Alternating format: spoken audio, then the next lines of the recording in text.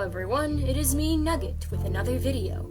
So you guys probably know that I am starting up a new series soon, and I have decided before I actually start making the videos and stuff, I will be sharing what the series used to be. I started writing the story in 5th grade, so I was about 10, and I stayed with the same plot until I was around 12, and that's when I realized that it was kind of a disaster at this point, so I had to completely rewrite it. First off, the series had a different name. It was called Eclipse of the Amulets. If you guys have been watching me since I was Lunar Song, some of you guys may remember that some of the episodes have actually been released, but I have deleted all of them because I decided to scrap Eclipse of the Amulets. Eclipse of the Amulets followed two 7th graders, Luna the Umbreon and Leanna the Leafeon. They were two really good friends, and they both had necklace counterparts. They were two amulets who pretty much protected the whole world. Ah yes, nothing like depending on two 7th graders to save the world. But I also wrote this when I was like 10, so 7th graders were still pretty high and mighty to me. I still have a lot of artwork and papers from Eclipse of the Amulets because I was very proud of it. So at the end of this video, or all of my episode explanations, I will show you some of my old art from like 6th grade that I am not very proud of, but I hope you will find some of it entertaining. I have a Nintendo DSi that I used a lot when I was younger, and on it I have a whole bunch of edited pictures I made surrounding Eclipse of the Amulets. So there was about 30 chapters of Eclipse of the Amulets Season 1, and thankfully I have a whole bunch of, pictures and stuff on my DSi, so I will be able to walk you through all 30 of these chapters. Without further ado, sit tight and I will give you 30 quick summaries of the 30 chapters of Eclipse of the Amulets Season 1. Luna and Leanna go to their yearly school book fair and find eraser animals. Those Owako eraser animals. Those things, you know what I'm talking about, they're on screen. So they come in packs of 2. There is a polar bear and a crocodile, and a penguin and a rhino. Leanna has money, and she decides to get the penguin and the rhino. She names the penguin Chili, and names the rhino Horn. Luna wishes she could also have some erasers, but she has no money, so Leanna goes, "Here, I will buy you them." So she buys her a polar bear and a crocodile, which are later named Snow and Scales. The two friends decide to start collecting the erasers, because this is around when Luna and Leanna first meet and they've only known each other for a few weeks. So they're like, "Hey, how about we collect these erasers so we can have something to do together?" And the erasers can, in a way, represent our friendship. So the two decide on that, and thus it begins. A few days later, Luna and Leanna start hearing someone talk to them. They didn't realize who it was at first, but then they realized it was Chili. The eraser penguin was alive, which meant that Horn, Snow, and Scales were also alive. Chili says, "Hey, I know who you are, and you are very, very important." And she gives Leanna this blue and white dolphin necklace and goes, "Hold on to this for the rest of your life." And Leanna goes, "What? Okay." And then Chili goes, "You're probably confused right now, so how about tonight we all sit down and I need to tell you a big, important story." And Luna and Leanna are like, "Okay." Luna goes to Leanna's house that night and brings Snow and Scales with her. And they are, in fact, alive. And so is Horn. They all sit down and listen to what Chili has to say. She tells Luna and Leanna about this legend about these two girls about 3,000 years ago who held two powerful amulets, who helped stop a mysterious force with eraser animals. And now the amulets have chosen these two girls. So Luna and Leanna are like, "Okay, what are we supposed to do now? Save the world? Is the world in danger?" And Chili is like, "Only time will tell. But for now, you guys have to find these 2 rings, which give the amulets powerful boosts. So now they have to find these rings." The two search for a few months and try on many different rings of different colors, shapes, and sizes, but don't really feel anything weird. Around here is Leanna's birthday, and for her birthday present, Luna gives her, surprisingly, two matching rings that pretty much complement each other. A blue and silver ring and a pink and gold ring. Leanna is like, "Where did you find these?"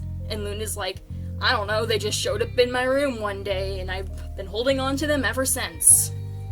And then Leanna puts on the blue and silver ring and goes, "Oh my gosh, these are our rings."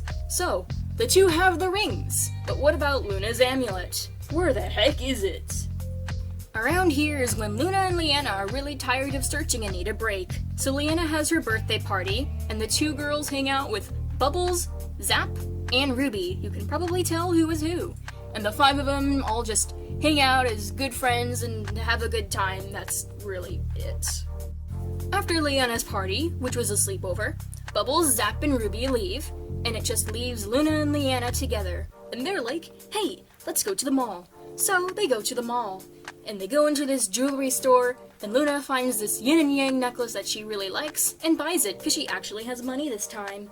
They go home, and Luna puts it on, and she feels this big jolt of pain, and she's like, "Oh my gosh, is this normal?" And Leanna's like, "I hope so, because that's how I felt when I put on my amulet." There it is! We found it! Now since they have the ring set and the amulet set, they aren't sure what to do, and they don't ask the erasers for some reason.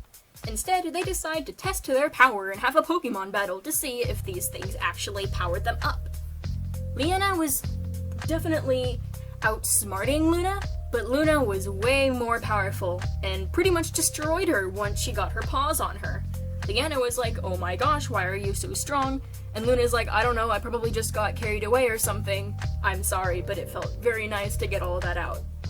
They had their battle outside in like a forest kind of thing, so on their way back they hear this screech and there's this really weird bird flying through the sky. And they're like, "What the heck?" And then Chili comes out of nowhere and she's like, "Oh my gosh, it's a pencil hawk and you gotta get out of here." And everyone's like, "Ah, what? Pencil hawk?" And Chili's like, "Yeah, you better get out of here." And so they run. And it seems like the hawk is chasing them, but they are too fast for it. Somehow, Umbreons are pretty slow. Once everyone is safe, Chili decides to explain what the mysterious force was about 3,000 years ago. Pencils, because apparently pencils and erasers existed 3,000 years ago. So basically the pencils would leave marks on things and the erasers would, well, erase them, and then that would permanently damage their bodies and kill them. So pretty much pencil lead was poisonous. And basically the erasers got in the way of the pencils ruling the world and stuff. And now since the amulets have new owners, the pencils are trying to kill these two 7th graders. Note that Chili said that Luna's amulet is also slightly controlled by pencils, so sometimes Luna will lose her sanity. She realizes that she kind of lost some of her sanity during the Pokemon battle she had with Leanna. Then she starts to question if she's really supposed to be doing this, because she doesn't really trust herself. And Leanna is comforting her, and she's all like, you can learn how to control it and stuff, because the amulet has chosen you, and you alone. So let's do this together, yay! That night, Luna and Leanna receive weird dreams, and then they talk about it the next morning. And then they are greeted by River, the Glaceon, and Sayla, the Espeon. And they're like, "Hey, we are attached to your amulets. You know those two girls from 3,000 years ago? That was us, and our spirits are pretty much with the amulets. So we will be here to guide you guys, because, you're just a bunch of 7th graders, and we feel bad that you guys have to do this at such a young age. You guys are like 12, and we're like 3,000, so we're very wise and mature, and we will help you and stuff." So there isn't really much to this episode that I remember, but I do remember that everyone goes to Luna's house. Also, Luna and Leanna are the only ones who can see River and Sayla, so it just looks like Luna and Leanna to everyone else. But then, late at night, Luna decides to go crazy, and Sayla has to, help her and stuff, and then Sayla gives Luna some advice on how to control herself, because, Sayla had to do that at one point. Luna's power ring, despite it being called a power ring, isn't able to handle both Sayla and Luna's power against the whole pencil power stuff, and it breaks. So they're like, "Oh goodness." So one of the rings is beyond repair, and now we don't know what to do. So we're going to pretend that this never happened and continue living our lives. That night at like 2 in the morning, both of the amulets start shooting these beams out into the sky through the windows of their bedrooms, and they end up fusing and becoming a big bright purple light that connects their two houses and stuff. And everyone in town probably freaks out. I don't know, I didn't really pay attention to anyone else living nearby or Luna and Leanna's parents or anything. I just considered Luna and Leanna and the light beams. So ignore everyone else and pay attention to Luna and Leanna being all like, oh my gosh, what is happening? And then River and Sayla are like, oh my gosh, we've never seen this happen before. But I think that it means that, like, since the rings are broken, or at least one of them, but when you break one of the power rings, you can't use the other one, so the rings are just permanently dead now. But now the amulets are like last resort time, and they are giving each other a bit of power. Like Leanna's party, this is a filling chapter, so people don't really do anything, except Luna and Leanna do discover that Luna's amulet represents power, and Leanna's amulet represents cleverness, so that's why Luna's a lot powerful than Leanna, and Leanna is a lot smarter than Luna. And River's like, we may be smart, but we can still be funny, so she spends the whole chapter being weird. With all the weird, funny stuff aside, Luna and Leanna mind their own business for another few days, and then suddenly they find Chili, and she is weak and poisoned and dying.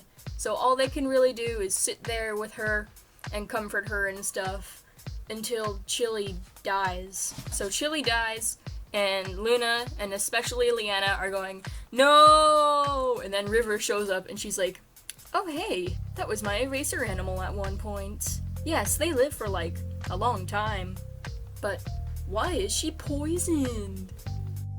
Okay, if I'm being very honest, I completely forgot what chapter 17 was about, so sorry. Now, I think with Chili's dying breath, she told Luna and Leanna where to go to find the pencil's hideout so they can stop them. And it turns out that their hideout was just hidden in their school. So, an evil organization's hideout is, like, in a middle school. And I think they have to, like, dig through a certain hole or something, and then they find a giant pencil case and explore it. I don't think they ever found anything. Now that Luna and Leanna know that there is a giant evil pencil case in their school, or under it, I guess, they're like, oh my gosh, this school makes me extremely uncomfortable now. But thankfully, it's June and it's the last few days of 7th grade. But then they realize that they're gonna have to come back for 8th grade. They freak out. Luna and Leanna receive a dream/vision that night. Remember the light beam from chapter 14? Yeah, the amulets were giving each other power, but they were also activating this backup amulet set. So now there are 4 amulets. And these 2 new amulets are supposed to power up these main amulets instead of the power rings, because, you know, the power rings are kind of destroyed right now. So Luna and Leanna have to find these amulets now. Thankfully, they don't have to search again, because they spend a huge portion of season 1 just looking for stuff. But they actually come to them. I don't exactly remember how, they just show up, I think. And, what you see on screen is what they looked like. So, and yeah, this is actually from my DSI. So, here it is. Also, Luna and Leanna don't have to wear these necklaces in order for the amulets to be powered up. Just as long as they are in their possession, it is perfectly fine. So now Luna and Leanna don't have to walk around with 2 necklaces around their necks. A story that you wrote in your pre-teens is not complete without some edge. So, Luna is an Umbreon, and they have a bit of a connection to a full moon. But, also, because of the pencil power, she is a lot more susceptible during full moons, because that's when her power is kind of going all over the place. So now she's pretty much losing all of her remaining sanity every night that has a full moon.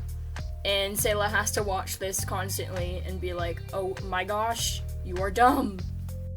This is just a wholesome episode, or chapter, I guess, but this is when, like, Luna and Leanna realize it's their friendship anniversary. So the anniversary of when they first met, and they pretty much spend this whole episode / chapter caring for each other and having little flashbacks of them being normal 7th graders. So this is pretty much just like a cute thing. This is another filler episode. Luna and Leanna start 8th grade and see Bubbles, Zap, and Ruby again, which you guys probably or may not have forgotten about. They're just kind of randomly here. So the 5 of them just kind of hang out and have a good time and learn about 8th grade stuff. So that's that episode. Then suddenly Sayla gets really sick. No one is really sure of what to do, but River notices that she has some similar side effects to when Chili was ill. And they're like, okay, so maybe there's something going around. Maybe it's the coronavirus, even though that doesn't happen in real life for another 5 years, because this is in, like, 2015, so, like, I don't know. Leanna kinda freaks out, and then she decides that she is going to join the popular girls at school, and she's like, Luna, you're not my friend anymore, and stuff, and she gets rid of the amulet, and she's like, Luna, get out of here, I don't like you anymore. And all of this stuff has just been imaginary, and it's just been this dumb game that we've been doing for a year, and it's stupid, get out of my life. From this day on, River is the one who holds the dolphin amulets, and Luna's like, okay, well, since I don't have Leanna anymore, I guess I can hang out with Bubbles, Zap, and Ruby. But Zap and Ruby left with Leanna, so now Luna just has Bubbles, but it's better than nothing. And around here is Sayla's birthday, and so Sayla's like, hey Luna, thank you for, believing in us and caring for us and actually, saving the world with us and not leaving us like Leanna did. And Luna's like, oh, you're welcome. And then Sayla's like, oh, by the way, on my birthday, I turn giant, and I turn into this, like, big winged, like, mega thing, and when that happens, I will fly you and River and Bubbles around. And so she turns into the giant thing and flies them around, and they have a good time. Luna spends a lot more time with River and Sayla, which makes her look kinda crazy, but she doesn't care. She's too depressed to care. But one day, these 3 Pokemon are greeted by an eraser penguin named Wishes and a clay pig named Pennon, and they are here to warn them about this big attack that's going to be happening soon. Luna doesn't really pay attention to that, and instead she's just curious on why a clay pig is alive. She's perfectly aware of the erasers, but she had no idea about the clay pig. Not long after, Luna stumbles upon her 3rd necklace. And it is alive. It is this little pink fox that does not have a name. Luna decides to name it after Foxy from FNAF, because apparently FNAF is a thing in Pokemon. And so this little fox keeps her company for a bit, even though River and Sayla and occasionally Bubbles has been doing that as well. But also Foxy decides to help train Crystal because Foxy knows what's going on for some reason, and she's like, hey, you should probably train for this attack. So this little pink fox necklace is telling Luna what to do. And now, the final chapter / episode of Season 1. So this chapter / episode never really had an official title, so that's why the question marks are up there. But basically, the pencils attack the middle school and try to poison and kill everyone who is there, because they know Luna, River, and Sayla, and Leanna are there. But since it is a small school, Luna is able to defend every single kid there, and she is even more powerful than before. But while she is protecting Leanna, to her surprise, Luna takes a blow and ends up slowly dying because, she got poisoned and stuff. So River and Sayla are really sad and stuff, and Luna's all like, you know, don't be sad. I've done what has to be done. And they have this big dramatic moment, and then Luna closes her eyes and passes away, and then River and Sayla just go, no! Leanna, look what you did! You could have been helping her. She could have lived. But no! You're dead to us. And then they leave. Anyway, that is the story of Eclipse of the Amulets. There is also a Season 2 and Season 3, and in the very beginning of Season 2, Luna gets revived because of all that amulet power and stuff, and then she has to live her life without Leanna, and she has to make a whole bunch of new friends and stuff. But basically, Season 2 and Season 3 are just like regular middle school and high school stuff. All the magical stuff is pretty much over, except River and Sayla are still around being Luna's good friends and stuff. Season 3 isn't really developed because that's around when I stopped writing Eclipse of the Amulets, because I realized that it was really crazy and stuff.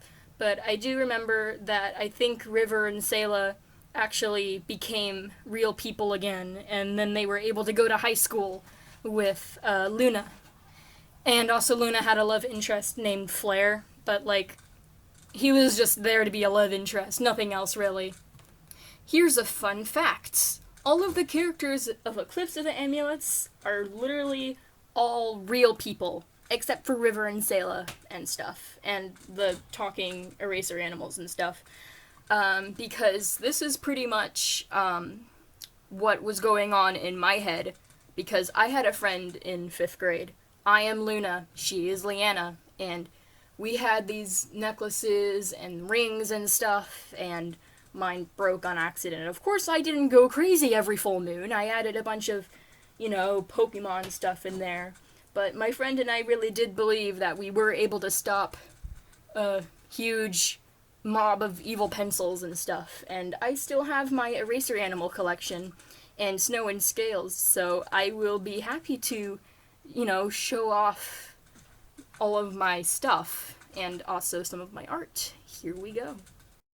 Also, I just looked through a bunch and forgot to mention Flare is an Arcanine, and also in Season 2, Luna's new friend is Midnight the Absol, and also, when Luna comes back to life, she ends up having this evil side of her called Nightmare Smokey, and it would, sometimes take over Luna and kill people, so, yeah. Anyway, enjoy.